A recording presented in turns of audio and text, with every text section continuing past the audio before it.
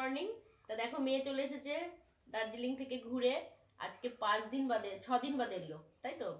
আর সেই আনন্দে সকাল সকাল ব্রেকফাস্ট দেখো, এখানে আছে পরোটা, তরকারি, এখানে জিলাপি আর এখানে লাবড়ি। তা ওকে আমি আগে খাইয়ে দেবো।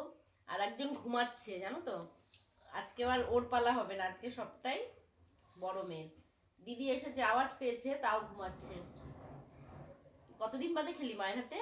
পুরোটা নে। দেখো ওখানে খাওয়া দাওয়া না করে করে আমার পেটের অবস্থা খারাপ হয়ে গেছে। লাবড়ি দিয়ে একটু দি জিলাপি। কেমন মেয়ে? ভালো?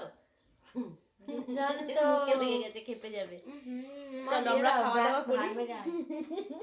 ব্রাশ না করে খাচ্ছে বলে দিল, ঠিক আছে।